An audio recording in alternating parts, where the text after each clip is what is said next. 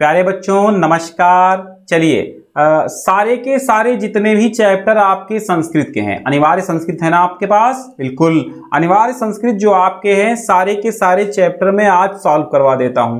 यानी सारे के सारे अनिवार्य संस्कृत के जो चैप्टर्स हैं उनके जो क्वेश्चन आंसर आते हैं संस्कृत टू संस्कृत में, या वो आज हल करवा देते हैं। तो स्टार्ट करते हैं, पहले पार्ट से ही स्टार्ट करते हैं। पहला पार्ट यानी सारे पार्ट लाइन बाय लाइन करवा देंगे।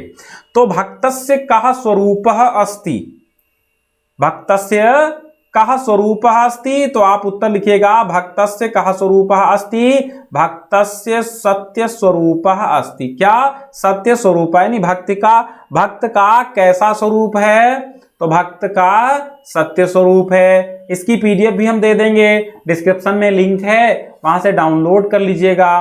भक्ताः काम प्रतिज्ञां करोति, भक्त क्या कौन सी प्रतिज्ञा करता है?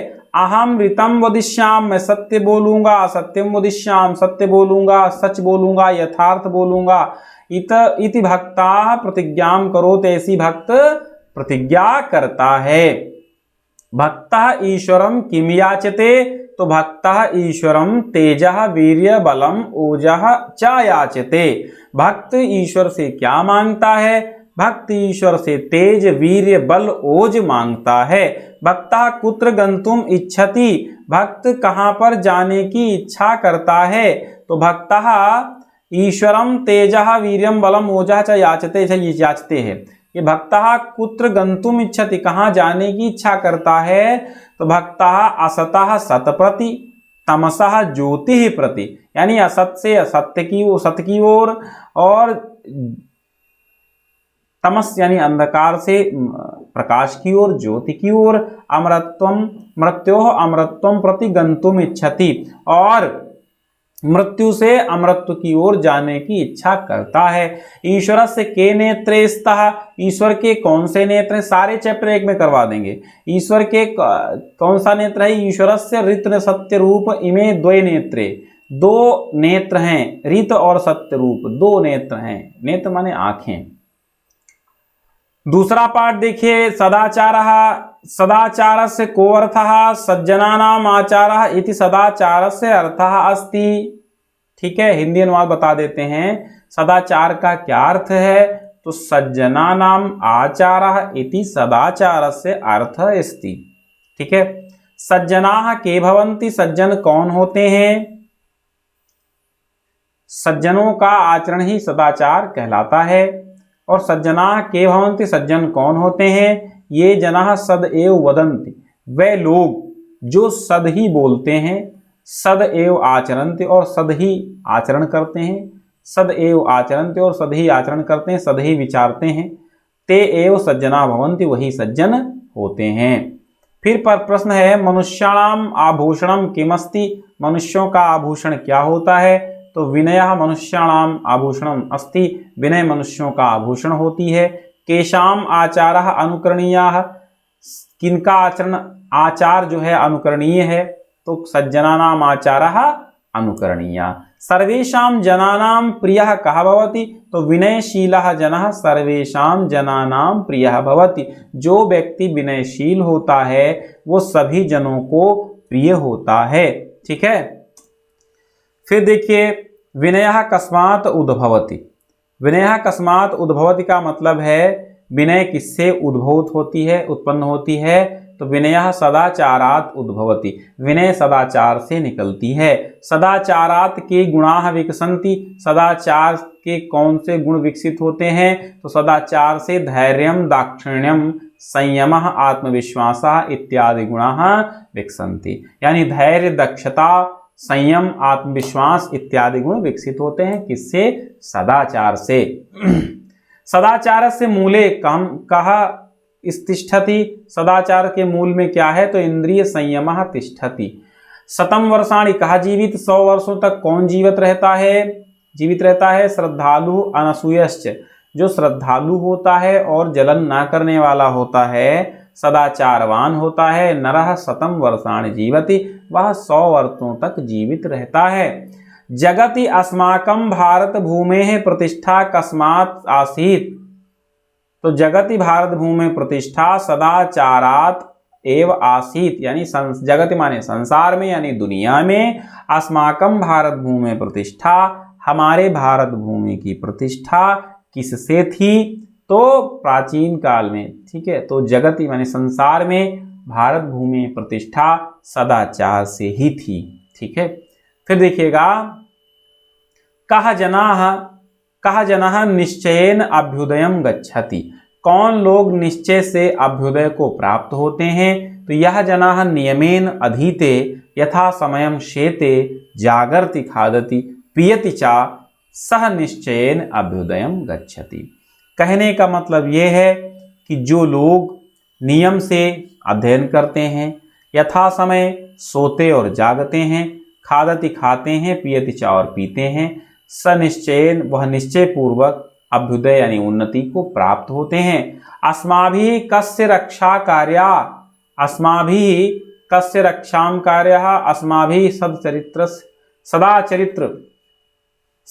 ठीक है, सदाचरित्र नहीं, सदचरित्र रक्षाम कार्यः। अस्माभिः माने हम लोगों का किसकी रक्षा का कार्य है, यानी हमारा क्या कार्य, किसकी रक्षा करना कार्य है? तो सदचरित्र की रक्षा करना कार्य है हमारा। महाभारते किम उक्तम, तो महाभारते उक्तम, महाभारत में क्या कहा गया? तो महाभारत में कहा गया कि अस्माभिः सदा चरित्रस्य रक्षा कार्या धनम तु आयति याति चा चरित्र यदि नष्ट स्यात् तरहि सर्व विनष्टम भवति, यानी कि हमें चरित्र की यत्नपूर्वक रक्षा करनी चाहिए। धन आता है और चला जाता है, और चरित्र जब एक बार चला जाता है तो वो सब कुछ विनाश हो जाता है, वापस नहीं आता। तीसरे पाठ के प्रश्नोत्तर देख लेते हैं। तृतीया पाठः पुरुषोत्तम रामः। रामः कस्मिन् वंशे उत्पन्न भव आसीत्, राम किस वंश में पैदा हुए थे बताइए? तो रामः इक्ष्वाकु वंशे उत्पन्न आसीत्, राम इक्ष्वाकु वंश में उत्पन्न हुए थे। फिर अगला प्रश्न है कि भाई जीवलोकस्य रक्षकः कः आसीत्, जीवलोक के रक्षक कौन थे? तो रामः जीवलोकस्य रक्षकः आसीत्।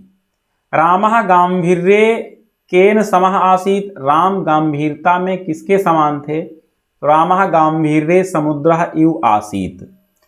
कः प्रजापतिः समः श्रीमान आसीत्, तो रामः प्रजापतिः समः श्रीमान आसीत्। राम प्रजापति के समान श्रीमान थे, लक्ष्मी वाले थे।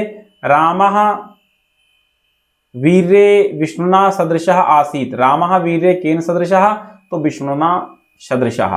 राम पराक्रम में वीर्य में कैसे थे? तो विष्णु के समान थे। रामः क्रोधे कीदृशः आसीत्, रामा क्रोधे कालाग्नि सदृशः आसीत्, काल अग्नि के समान थे क्रोध में। सांगवेदितः कः आसीत्, तो रामः सांगवेदविदम, अच्छा कः सांगवेदविदम आसीत्, तो रामः सांगवेदविदम आसीत्। रामस्य के विशिष्टा गुणा आसन, राम के कौन कौन से विशिष्ट गुण थे? तो रामस्य वीरता धृतिः बुद्धि, वीरता धैर्य बुद्धि वाग्मिता वाणी, धर्मज्ञता सत्यवादिता इत्यादि विशिष्टाः गुणा आसन, इत्यादि विशिष्ट गुण थे। अगला पाठ देखते हैं, चतुर्थ पाठ सिद्धि मंत्रः, सफलता का मंत्र। रामदासः कुत्र निवसति, तो रामदासा नारायणपुरे निवसति। रामदास कहाँ रहता था? नारायणपुर में रहता था। नारायणपुरे कौ निवसत, नारायणपुर में कौ मतलब वे कौन दोनों, कौन दो लोग रहते थे? तो नारायणपुरे रामदासः धर्मदासः च निवसतः, दो लोग निवास करते थे। रामदासः प्रातः काले उत्थाय किम करोति, रामदास प्रातः काल उठ करके क्या करते थे? तो रामदास प्रातः काले उत्थाय, प्रातः काल उठ करके नित्य कर्माणि करोति, नित्य कर्म करते थे। फिर अगला प्रश्न है कि रामदासः कदा उत्तिष्ठति, रामदास कब उठते थे? प्रातः काले उत्तिष्ठति। रामदास केन सह क्षेत्राणि गच्छति, रामदास किसके साथ खेतों को जाता था? तो आप उत्तर में लिखेंगे स्वपुत्रेण सह क्षेत्राणि गच्छति। धर्मदासस्य दरिद्रस्य किम कारणम, देखिए इसकी पीडीएफ मिल जाएगी आपको, डिस्क्रिप्शन में लिंक है, अपडेट कर दूंगा, वहां से डाउनलोड कर लीजिएगा। धर्मदासस्य दारिद्र्यस्य किम कारणम आसीत्, धर्मदास का दरिद्र किस कारण था? तो अकर्मण्यता एव धर्मदासस्य दारिद्र्यस्य कारणम आसीत्। अकर्मण्यता ही धर्मदास के दरिद्रता का कारण थी। सिद्धिमंत्रः किम अस्ति? सिद्ध कर्मेव सिद्धिमंत्रः अस्ति।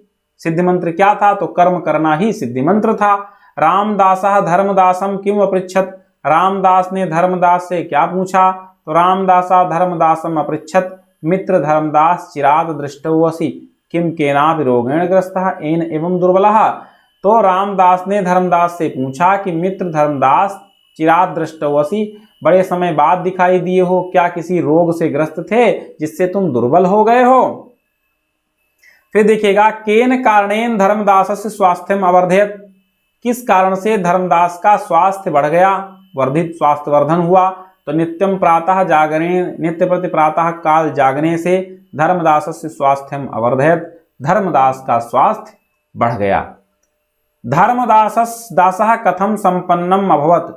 तो वर्ष पर्यंतम श्रमं कृत्वा धर्मदासः संपन्नम अभवत, वर्ष पर्यंत पूरे साल मेहनत करने के बाद धर्मदास जो था वो कैसा हो गया? संपन्न हो गया। लक्ष्मी निवास हेतु कम स्वयं याति, लक्ष्मी उत्साहिनम कर्मण्यम शूरम पुरुषम निवास हेतु याति। कहाँ पर मतलब लक्ष्मी निवास करने के लिए स्वयं जाती है? तो लक्ष्मी उत्साहिना, जो भी उत्साही होते हैं, कर्मवीर होते हैं, शूरवीर होते हैं, ऐसे पुरुषों के यहाँ उत्साह पूर्वक लक्ष्मी स्वयं निवास करने के लिए जाती है। किम कृत्वा मनुष्यः सर्वम अभीष्टम फलम लाभते, लभते है, ठीक है, लभते नहीं, लाभते नहीं, लभते। तो किम कृत्वा, क्या करके मनुष्य सभी अभीष्ट फल को प्राप्त कर लेता है? श्रमम कृत्वा मनुष्यः सर्वम अभीष्टम फलम लभते, श्रम करके मनुष्य सभी अभीष्ट फल यानी मनचाहे फल प्राप्त कर लेता है। पांचवा पाठ सुभाषित है। लोकः कम प्रसीदति, संसार कैसे प्रसन्न होता है? या अच्छा, किससे प्रसन्न होता है? संसार कम माने किससे प्रसन्न होता है? तो यह लोकम चक्षुषा मनसा वाचा कर्मणा च प्रसीदति, जो इस संसार को मन से, वचन से, कर्म से, नेत्र से, वाणी से प्रसन्न रखता है, तम लोकम प्रसीदयति, उसको संसार भी प्रसन्न रखता है। कम माने किसको? ठीक है, तो क्रोधम केन जयेत, क्रोधम अक्रोधेन क्रोधम जयेत, क्रोध, ठीक है, केन किसके द्वारा, जयेत जीता जा सकता है, तो अक्रोध के द्वारा क्रोध जीता जा सकता है। अनृतम माने झूठ, केन जयेत, किसके द्वारा जीता जा सकता है? तो झूठ सत्येन द्वारा जीता जा सकता है, ठीक है, सत्येन सत्य द्वारा। असाधुम केन जयेत, असाधुम साधु जयेत, साधुना जयेत, ठीक है, साधु के द्वारा असाधुता को जीता जा सकता है। अंधकारे प्रवेष्टव्ये यत्नेन कम कहवारिताम, तो दीप हो, दीपक मतलब अंधकार में प्रवेश करने पर यत्न पूर्वक क्या जलाया जाना चाहिए? तो दीपः यत्नेन वार्यताम, दीप को जलाना चाहिए। कीदृशो मार्गः सर्वोत्तम भवति, तो सताम मार्गः सर्वोत्तम भवति। कस्य बुद्धि विकसिता भवति, यह पठति, किसकी बुद्धि विकसित होती है? यह पठति लिखति, जो पढ़ता लिखता है। पश्यति परिपृच्छति, देखता है और परिप्रच्छा करता है, यानी पूछता है, पंडितान विद्वानों से पूछता है। पंडितान आश्रयति च, और विद्वानों के आश्रय में रहता है। तस्य बुद्धि विकसति विकसिता भवति, उसकी बुद्धि विकसित हो जाती है। कीदृशा जनाः लोके दुर्लभाः, सदाचारी जनाः लोके दुर्लभाः। कः तमोहन्ति, कः चंद्रः तमोहन्ति, कौन चंद्रमा को, कौन कः तमोहन्ति, कौन अंधकार को नष्ट कर देता है? तो एक चंद्रमा तमोहन्ति, अंधकार को नष्ट कर देता है। लोके कियन्तः सन्तः सन्ति, लोके अति अल्पः सन्तः सन्ति, मतलब संसार में कितने संत हैं? तो अति अल्प हैं, बहुत ही कम संत हैं। ठीक है, अब षष्ठा पाठा परमहंसः रामकृष्णः देखना है। स्वामिनः रामकृष्णस्य जन्म कुत्र च अभवत्, तो आप लिखिएगा स्वामिनः रामकृष्णस्य जन्म हुगली प्रदेशे कामारपुकुर स्थाने 18 उत्तरैः, अच्छा हाँ 37 उत्तरैः 18 ख्रीष्टाब्दे अभवत्, यानी 1836 में हुआ। कहाँ हुआ? हुगली प्रदेश में कामारपुकुर स्थान पर स्वामी रामकृष्ण का जन्म हुआ। रामकृष्ण परमहंसः कीदृशः पुरुषः आसीत्, तो रामकृष्ण परमहंसः एकः विलक्षणः महापुरुषः आसीत्। कस्य जीवन चरितम धर्माचरणस्य प्रायोगिकम विवरण विद्यते, किस के जीवन चरित्र मतलब कस्य जीवन चरित धर्माचरण से प्रायोगिकम विवरण विद्यते, किसका जीवन चरित धर्म आचरण का प्रायोगिक विवरण है। तो परमहंसस्य रामकृष्णस्य जीवनम, बस आगे सब वही लिख दीजिए कि धर्माचरणस्य प्रायोगिकम विवरणम विद्यते। रामकृष्णस्य पितरौ कीदृशौ आस्ताम, तो रामकृष्ण पितरौ परम धार्मिकौ आस्ताम। कैसे थे उनके पिता? परम धार्मिक थे। माता पिता कैसे थे? परम धार्मिक थे।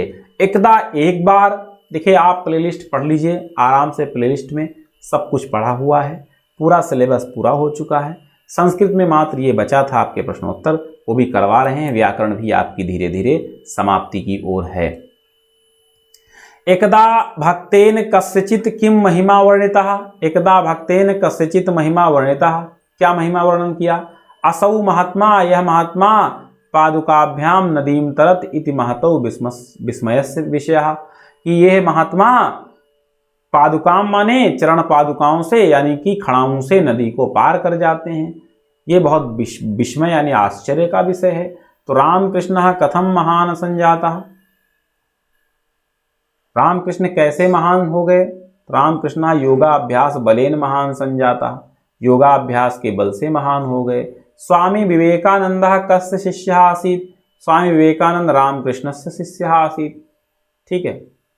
रामकृष्णस्य विषये महात्मा गांधिना किमुक्तम, रामकृष्णस्य विषये महात्मा गांधिना उक्तम यत् तस्य जीवनम अस्मभ्यम ईश्वर दर्शनाय शक्तिम प्रददाति, कि उनका जीवन हमें ईश्वर दर्शन की शक्ति को प्रदान करता है। अब देखिए, रामकृष्णस्य कः महान संदेशः, यानी रामकृष्ण का क्या महान संदेश था? तो रामकृष्णस्य महान संदेशः अयम, यह है, अस्ति माने है, यत् माने कि ईश्वरा अनुभवः दुखितानां जनानां सेवया पुष्यति, ईश्वर का अनुभव दुखित जनों की सेवा से पुष्ट हो जाता है। ठीक है, अब समझिए, रामकृष्णस्य सेवाश्रमः केन स्थापिताः, रामकृष्ण सेवाश्रमः स्वामी विवेकानंद स्थापिताः। रामकृष्ण सेवा आश्रम किसने स्थापित किया? तो स्वामी विवेकानंद ने। फिर देखिए, ईश्वरा आनंदः, ईश्वरानुभवा केशाम जनानाम सेवाया पुष्यति, तो ईश्वरानुभवा दुखितानाम जनानाम सेवया पुष्यति, ईश्वर का अनुभव किस किस ठीक है, ईश्वर का अनुभव केशाम जनानाम सेवया पुष्यति, कैसे लोगों की सेवा से पुष्ट होता है? तो दुखित लोगों की सेवा से। फिर देखिएगा कि सप्तमः पाठवा, ये अंतिम पाठ है। ठीक है, अंतिम पाठ है, इसको देख लीजिए आराम से, फिर हम विदा लेंगे आपसे आज की क्लास से। ठीक है, श्री कृष्णः कः आसीत्, श्री कृष्णः लोकोत्तर महापुरुषः आसीत्। ठीक है, श्री कृष्ण कौन थे? लोकोत्तर, भाई लोकोत्तर महापुरुष थे श्री कृष्ण। कंसः कः आसीत्, कंसः कः आसीत्, तो श्री कृष्ण से मातुलः यानी मामा कंस अत्याचारी शासकः आसीत्, जो श्री कृष्ण का मामा कंस था वो अत्याचारी शासक था। श्री कृष्ण से जन्म कुत्र अभवत्, तो श्री कृष्ण से जन्म मथुरायाम कंसस्य कारागारे भवत्, मथुरा नगरी में कंस के जेल में हुआ था, कंस के कारागार में हुआ था। श्री कृष्ण से जन्म कदा अभवत्, श्री कृष्ण का जन्म कब हुआ था? तो इनका जन्म भाद्रपद मासस्य कृष्ण पक्षस्य अष्टम्याम तिथौ अभवत्, कृष्ण पक्ष की अष्टमी तिथि को इनका जन्म हुआ था।